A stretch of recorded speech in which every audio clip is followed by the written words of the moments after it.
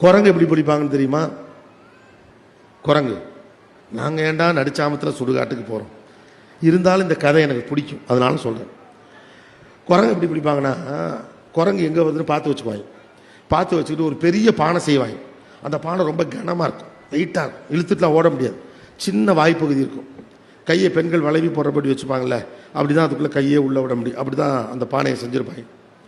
அதுக்குள்ளே கடல மிட்டாய், முறுக்கு, பொரி உருண்டை, லொட்டு லொசுக்கு, எண்ணெய் பதார்த்தங்கள், நமக்கு பிடிச்ச மாதிரி ஐட்டம். நமக்கு பிடிச்சதெல்லாம் குரங்குக்கு பிடிக்கும், குரங்குக்கு பிடிச்சதெல்லாம் நமக்கு பிடிக்கும். இதெல்லாம் போட்டுருவாங்க. போட்டுட்டு பக்கத்தில் இருக்க மரத்துலலாம் ஏறி உட்காந்துக்குவாங்க. தலைவர் வருவாப்பில். வந்தவொடனே என்ன பண்ணுவாப்புல, இந்த ஸ்மெல்லுக்கு பட்டார்னு கையை உள்ளே விட்டுருவாப்புல. விட்டுவிட்டு பஃபேல போனவொடனே பெரிய சிக்கன் எடுத்து வச்சுப்போம்ல, அது மாதிரி ஒரு பெரிய பொரி உருண்டை, ஒரு வாழைப்பழ சீப்பு எல்லாத்தையும் ஒத்த கையில் இப்படி பிடிச்சிக்குவாப்புல. பிடிச்சிவிட்டு இப்போ கையை வெளியில் எடுக்கும், கை வெளியில் வராது. கத்துன்னு கத்தும், கையே வெளியில் வராது. ஏன்னா சின்ன வாயில். சரி பானையோடு ஓடி போயிடுவோம் அப்படின்ட்டு பானை இழுக்க பார்க்கும், பானை வராது. ஏன்னா பானை வெயிட். சரி உடச்சி போடுவோன்னு எட்டி எட்டி உடைக்க முடியாது. பானையை திக்கா பண்ணியிருப்பாங்க. படக்குன்னு மரத்துலேருந்து குதித்து பட்டையர்னு மண்டையில் அடித்து குரங்கை தூக்கிட்டு போயிடுவாங்க.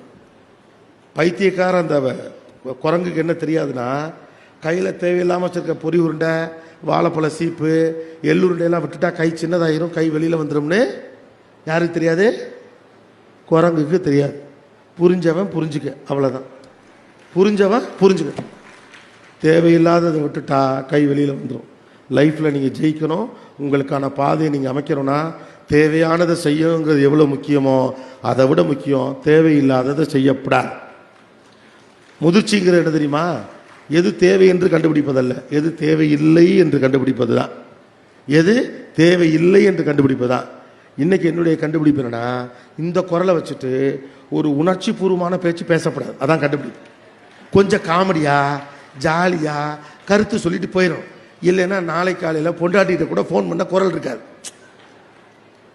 The most important invention in life is what to know. No, it is not like that. You should know what you should not be done. நீங்கள் எதை செய்யக்கூடாது என்பது தான் தெரியணும். ஏன்னா வாய்ப்புகள் நிறைந்திருக்கக்கூடிய இந்த காலகட்டத்தில், தவறுகள் இழைப்பதற்கான வாய்ப்புகளும் அதிகமாக இருக்கிற இந்த காலகட்டத்தில், செல்லுமிடமெல்லாம் டிஸ்ட்ராக்ஷன் அதிகம் இருக்கக்கூடிய இந்த காலகட்டத்தில், the most important thing is எதை செய்யக்கூடாது என்று தெரிந்து வைத்திருப்பதான். ஃபர்ஸ்ட்லேருந்து வருவோமா?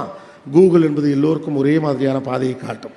எல்லோரும் போகிற பாதையில் நீங்கள் போனால் உங்களுக்கான வெற்றியை நீங்கள் அடைய முடியாது. மூன்றாவது, அப்படியானால் உங்களுக்கான பாதையை நீங்கள் உருவாக்கி கொள்ள வேண்டும். நான்காவது, உங்களுக்கான பாதையை நீங்கள் உருவாக்குவதன் முதல் புள்ளி அடுத்தவன் என்ன செய்வான் என்பது பற்றி யோசிக்க கூடாது. நான்காவது, உங்கள் வாழ்வுடைய மிகப்பெரிய வெற்றி என்று நீங்கள் எதை நினைத்து கொண்டிருக்கிறீர்களோ அது நீங்கள் தொடர்ச்சியாக தவிர்க்கக்கூடிய அந்த விஷயத்திற்குள் தான் ஒளிந்திருக்கிறது என்பதை நீங்கள் புரிந்து கொள்ள வேண்டும். அடுத்தது, தள்ளி போடுவது என்பதுதான் உலகத்திலே ஆபத்தான விஷயம். அதை அப்பொழுதே செய்வதற்கு தயாராக இருங்கள். ஏழாவது, உங்களை பெரியவராக நீங்கள் நினைக்கிற போது அடுத்தவரை பற்றி கவலைப்பட ஆரம்பிப்பீர்கள். நீங்கள் சாதாரணமானவர் என்று நம்புகிற போது உங்களை பற்றி யோசிப்பீர்கள், அடுத்தவர் என்ன சொல்லுவார்கள் என்று கவலைப்படாதீர்கள். எட்டாவது, முயற்சித்து பாருங்கள். நீங்கள் நகரும் போது மட்டும்தான் உங்கள் கால்களில் என்ன கயிறு கட்டப்பட்டிருக்கு, அதை எப்படி அறுக்கணும்னு உங்களுக்கு தெரியும். ஒன்பதாவது, தேவையானது வேண்டுமென்றால் தேவையில்லாததை நீங்கள் விட்டுவிட வேண்டும். அப்போதுதான் உங்களால் வளர முடியும். அடுத்த முக்கியமான விஷயம், உங்களை விட பெரியவரும் அல்ல, உங்களை விட சிறியவரும் அல்ல.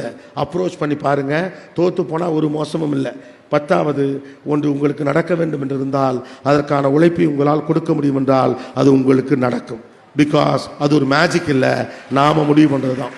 சந்தன காற்று நம் ஜன்னலில் வீசட்டும், சரித்திரம் நாளை நம் சாதனை பேசட்டும். நன்றி, வணக்கம், தேங்க்யூ.